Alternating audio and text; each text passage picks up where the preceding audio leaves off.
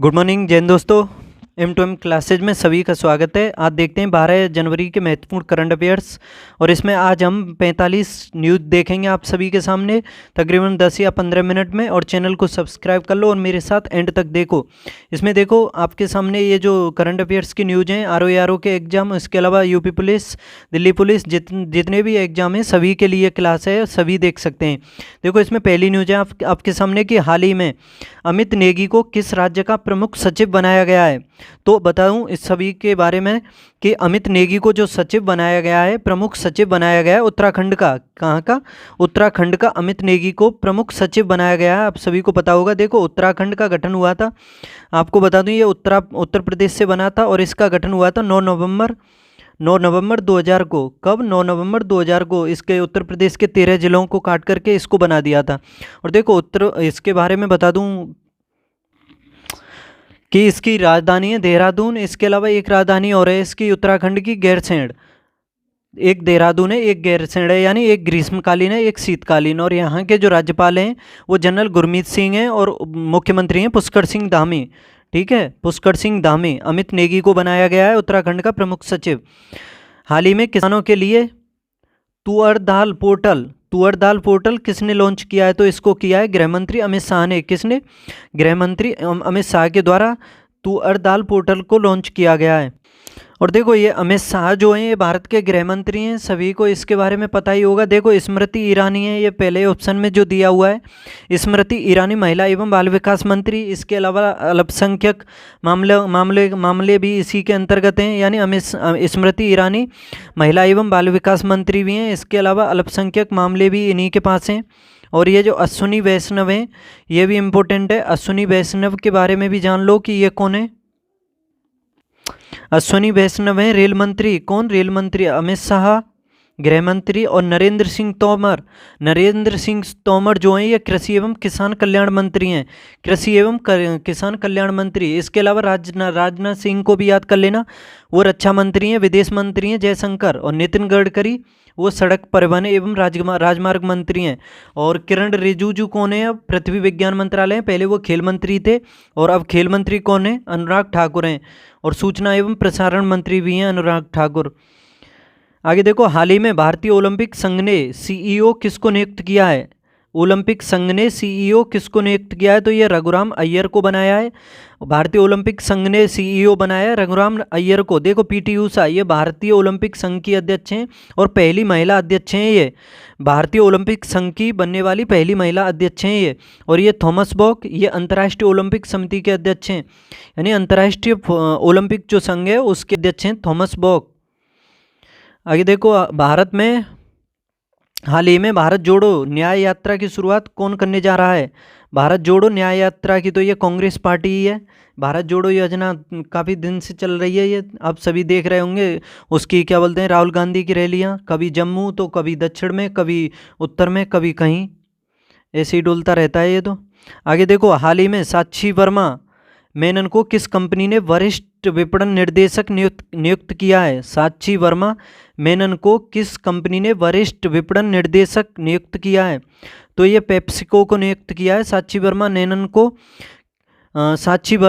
को PepsiCo company का वरिष्ठतम विपणन निर्देशक नियुक्त किया गया है। हाल ही में रेलवे बोर्ड के सचिव किसे नियुक्त किया गया है? यानी रेलवे बोर्ड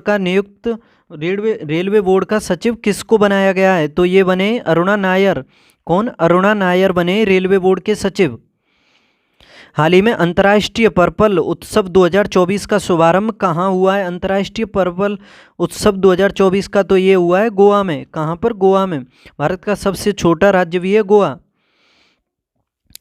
हाल ही में राज्य स्तरीय युवा महोत्सव की शुरुआत कहाँ हुई है? राज्य स्तरीय युवा महोत्सव की तो ये हुई है उत्तराखंड में। कहाँ? उत्तराखंड में। उत्तराखंड के बारे में अभी तो बताया था मैंने डिटेल से आप सभी को। हाल ही में पृथ्वी गूढ़न दिवस कब मनाया जाता है? पृथ्वी गूढ़न दिवस तो ये मनाया जाता है 8 जनवरी को। देखो पृथ्वी गूढ़न दिवस, या आप वर्ड समझ रहे होंगे गूढ़न का मतलब बता दूं, जैसे कि देखो एक होता है गूढ़न और एक होता है परिक्रमण। देखो गूढ़न किसे कहते हैं? गूढ़न यानी जैसे कोई आकाशीय पिंड हो और वह अपने अक्ष पर, यानी अपने अक्ष पर घूमे, और ऐसे समझ सकते हो कि अपना चक्कर लगाए, अपने अक्ष पर अपना चक्कर लगाए तो उसी को घूर्णन कहेंगे उसका। जैसे पृथ्वी अपने अक्ष पर घूमती है, सभी को पता होगा 24 घंटे में तकरीबन एक अपना घूर्णन पूरा करती है, जिस वजह से दिन और रात होते हैं पृथ्वी पर, तो वही घूर्णन कहलाता है। ठीक है। और इसी जिस गति से ये घूमती है, यानी जो गति तय करती है ये घूमते टाइम, उसी को इसकी परिक्रमण गति परिभ्रमण गति या फिर दैनिक गति कहते हैं। और एक वर्ड होता है परिक्रमण। परिक्रमण किसे कहते हैं? जैसे कोई आकाशीय पिंड हो, जैसे ग्रह ही समझ लो, ठीक है, पृथ्वी है, वह अपने अक्ष पर घूमते हुए सूर्य की परिक्रमा करती है, यानी सूर्य के चारों तरफ घूमती है। अपने अक्ष पर पृथ्वी घूमते हुए सूर्य के चारों तरफ चक्कर लगाती है, उसका वृत्ताकार कक्ष बनाते हुए। ठीक है, तो उसको कहेंगे परिक्रमण पृथ्वी का। और ये जो परिक्रमण होता है, इसमें पृथ्वी की गति पता है कितनी होती है? देखो, शायद बहुतों को पहली बार पता चले कि पृथ्वी जब सूर्य का चक्कर लगाती है तो कितनी गति से दूरी तय करती है। तो उसकी पृथ्वी की गति होती है 1,07,000 किलोमीटर प्रति घंटा। और जब ये भी पूछा जा सकता है कि घूर्णन में कितनी गति होती है पृथ्वी की, यानी अपने अक्ष पर जब घूमती है तो उसमें गति होती है 1670 किलोमीटर प्रति घंटा। याद रखना, जब अपना घूर्णन करती है तो उसमें 1670 किलोमीटर प्रति घंटा होती है, लेकिन जब सूर्य का चक्कर लगाती है तो वो लगाती है पृथ्वी 1,07,000 किलोमीटर प्रति घंटे की स्पीड से। और ये जो परिक्रमण होता है, यानी सूर्य की परिक्रमा लगाती है पृथ्वी 365 दिन में। 365 दिन 5 घंटे 48 मिनट है उस हिसाब से। उसी वजह से ये जो 5 घंटे 48 मिनट है ना, उसी वजह से लीप ईयर आता है 4 साल बाद, क्योंकि ये जो 5-5 घंटे के हिसाब से बढ़ता जाता है तो उसे फिर एक दिन बढ़ा देते हैं इसी हिसाब से। ठीक है। और देखो, विषुवत रेखा जो है, विषुवत रेखा के बारे में भी जान लो, या विषुवत वृत्त जो है उस पर सूर्य की किरणें सीधी पड़ती हैं, आप सभी को पता होगा। यानी उस जगह पर सूर्य के सापेक्ष जो कोणीय झुकाव होता है पृथ्वी का, वो शून्य होता है। इसी वजह से विषुवत वृत्त पर दिन और रात की अवधि समान होती है। ठीक है। आगे देखो, किस संस्थान ने अपने ओपीडी ब्लॉक में देश की पहली स्मार्ट लैब शुरू की है? किस संस्थान ने अपने ओपीडी ब्लॉक में देश की पहली स्मार्ट लैब शुरू की है? तो ये शुरू की गई है एम्स हॉस्पिटल है दिल्ली में, उसके द्वारा की गई है अपनी ओपीडी ब्लॉक में देश की पहली स्मार्ट लैब। दुबई में रिकॉर्ड सेटिंग कॉन्सर्ट के दौरान सुचेता सतीश ने कितनी भाषाओं में गाना गाया है? तो ऐसे समझ सकते हो कि सुचेता सतीश ने 140 भाषाओं में गाना गाया है। कहाँ पर? दुबई में। 2 से 8 जनवरी तक प्रधानमंत्री श्री नरेंद्र सिंह मोदी किस राज्य के दौरे पर जाएंगे? तो देखो, ये तो दौरा कर लिया है इन्होंने, 8 से 10 जनवरी के मध्य किया है, और गुजरात का दौरा किया है इन्होंने। हाल ही में एनसीसी गणतंत्र दिवस 2024 का उद्घाटन किसने किया है? एनसीसी गणतंत्र दिवस 2024 का उद्घाटन तो ये किया है जगदीप धनखड़ ने, जो भारत के उपराष्ट्रपति हैं, उनके द्वारा किया गया है। एनसीसी गणतंत्र दिवस 2024 शिविर का आयोजन, उद्घाटन। हाल ही में NIIFL ने किसे अपना CEO बनाया है? तो ये बनाया संजीव अग्रवाल को अपना CEO बनाया है NIIFL ने। हाल ही में किस राज्य सरकार ने गुणोत्सव 2024 का शुभारंभ किया है? किस राज्य सरकार ने गुणोत्सव 2024 का शुभारंभ किया है? तो ये असम सरकार के द्वारा किया गया है। असम सरकार के द्वारा। असम में ही आप जान लो राष्ट्रीय उद्यान है, काफ़ी फेमस हैं, जैसे काजीरंगा है, एक सींग वाले गैंडे के लिए प्रसिद्ध है। नामेरी है, ओरांग है, देहिंग पटकई है, ये सभी हैं, फेमस हैं वहाँ के। आगे देखो, हाल ही में प्रवासी भारतीय दिवस कब मनाया जाता है? तो प्रवासी भारतीय दिवस मनाया जाता है 9 जनवरी को। क्योंकि 9 जनवरी को ही महात्मा गांधी आए थे अफ्रीका से भारत। देखो, जनवरी में 4 जनवरी को मनाया जाता है विश्व ब्रेल दिवस। 4 जनवरी को ब्रेल दिवस, ये भी पूछा जाता है, तो ये भी इम्पोर्टेंट है, इसे भी याद कर लेना। 9 जनवरी को ये भी इम्पोर्टेंट है वैसे तो, ये प्रवासी भारतीय दिवस जो है। इसके अलावा हिंदी दिवस मनाया जाता है। विश्व हिंदी दिवस कब मनाया जाता है? 10 जनवरी को। और भारतीय हिंदी दिवस भी पूछा जा सकता है, तो वो मनाया जाता है 14 सितंबर को। भारतीय हिंदी दिवस तो मनाया जाता है 14 सितंबर को। विश्व हिंदी दिवस मनाया जाता है 10 जनवरी को। ठीक है। और 12 जनवरी को युवा दिवस भी मनाया जाता है, राष्ट्रीय युवा दिवस। थल सेना दिवस मनाया जाता है 15 जनवरी को, ये भी इम्पोर्टेंट है। और पराक्रम दिवस भी पूछा जा सकता है, वो 23 जनवरी को ही मनाया जाता है। तो जनवरी के ये इम्पोर्टेंट। और देखो, 30 जनवरी को ही मनाया जाता है कौन सा? शहीद दिवस। शहीद दिवस यानी महात्मा गांधी की मृत्यु हुई थी, ये 30 जनवरी को इसी वजह से मनाया जाता है शहीद दिवस। आगे देखो, हाल ही में भारत और किस देश ने हाइड्रोकार्बन क्षेत्र में सहयोग बढ़ाने के लिए समझौते पर हस्ताक्षर किए हैं? भारत और किस देश ने हाइड्रोकार्बन क्षेत्र में सहयोग बढ़ाने के लिए, तो भारत और गुयाना ने किए हैं इसमें समझौते, हाइड्रोकार्बन क्षेत्र में सहयोग बढ़ाने के लिए हस्ताक्षर। हाल ही में किसने पंचायत से संसद तक कार्यक्रम शुरू किया है? तो ये ओम बिरला ने किया है, जो लोकसभा अध्यक्ष हैं, इन्होंने पंचायत से संसद तक कार्यक्रम शुरू किया है। और देखो, ओम बिरला के बारे में आप जान लेना, ये 17वें अध्यक्ष हैं, लोकसभा अध्यक्ष। कौन से 17वें? और पहले कौन थे? जीवी मावलंकर थे। कौन? जीवी मावलंकर। हाल ही में किसे फेडरल रिजर्व बैंक के निदेशक मंडल में शामिल किया गया है? फेडरल रिजर्व बैंक का ये डॉक्टर राजीव शाह को शामिल किया गया है। किसको? डॉक्टर राजीव शाह को। हाल ही में हरित पहल के लिए भारतीय रेलवे और किसने समझौता ज्ञापन पर हस्ताक्षर किए हैं? हरित पहल के लिए भारतीय रेलवे के साथ किसने समझौता ज्ञापन पर? तो ये CII ने किए हैं हस्ताक्षर इसमें। हाल ही में किसने 5 किलोमीटर दौड़ में महिलाओं का विश्व रिकॉर्ड बनाया है? 5 किलोमीटर दौड़ में विश्व रिकॉर्ड, तो ये बीट्राइस चेवेट ने बनाया है। बीट्राइस चेवेट ने 5 किलोमीटर महिला दौड़ में विश्व रिकॉर्ड। हाल ही में आई NSO की रिपोर्ट के अनुसार FY 24 में भारतीय अर्थव्यवस्था कितने प्रतिशत की दर से बढ़ सकती है? NSO नेशनल स्टैटिस्टिकल ऑफिस, इसकी स्थापना 23 मई 2019 को NSSO और CSO को मर्ज करके, ठीक है। तो इसमें NSSO की रिपोर्ट आई है, जिसमें फाइनेंशियल ईयर 24 में, यानी फाइनेंशियल जो वर्ष 2024 है, इसमें भारतीय अर्थव्यवस्था कितने प्रतिशत रहने की दर बताई है इसने, NSO ने? तो 7.3% की दर रहेगी भारत की जो है।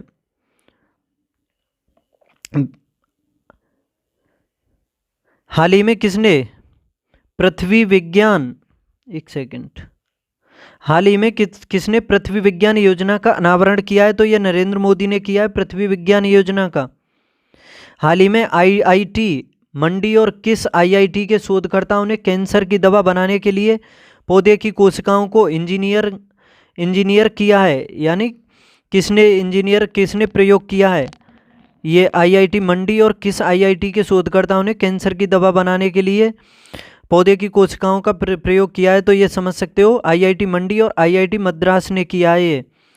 हाल ही में किसने बिम्स्टेक के महासचिव का पदभार संभाला है? बिम्स्टेक, तो ये पदभार संभाला है इसका बिम्स्टेक का इंद्रमणि पांडे ने।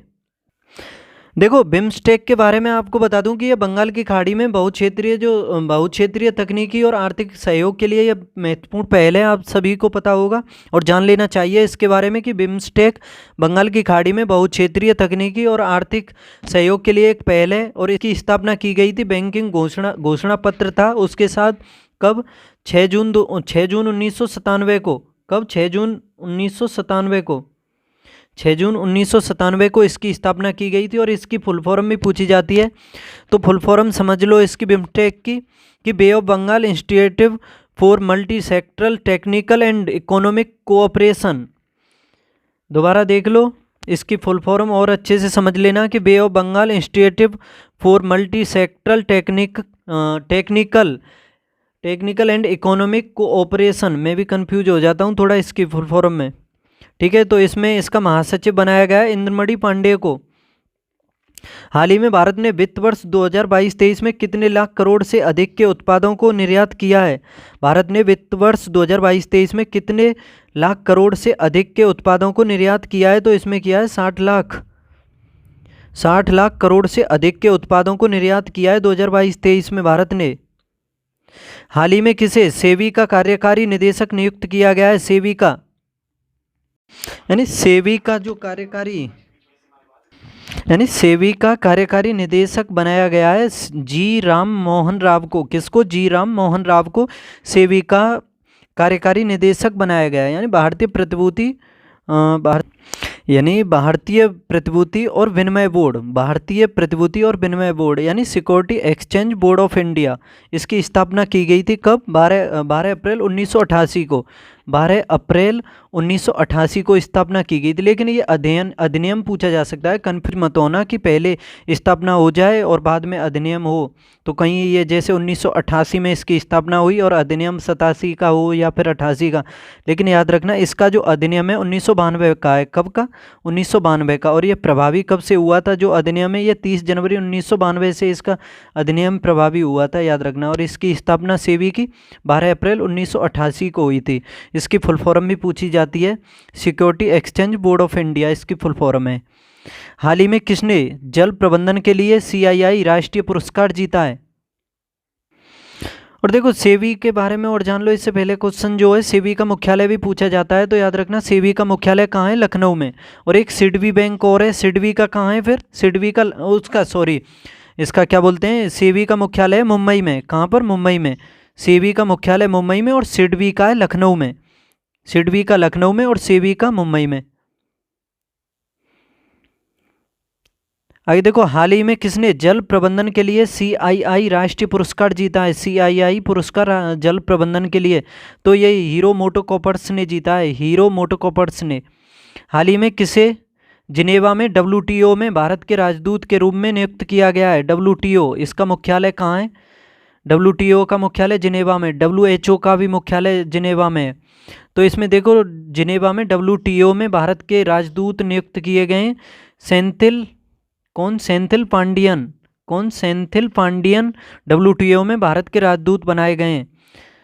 हाल ही में किसने अंतरिक्ष में बिजली पैदा करने के लिए ईंधन सेल का सफल परीक्षण किया है? अंतरिक्ष में बिजली पैदा करने के लिए तो भारतीय स्पेस एजेंसी है इसरो, इसके द्वारा इसका ये परीक्षण किया गया है अंतरिक्ष में बिजली पैदा करने के लिए ईंधन सेल का।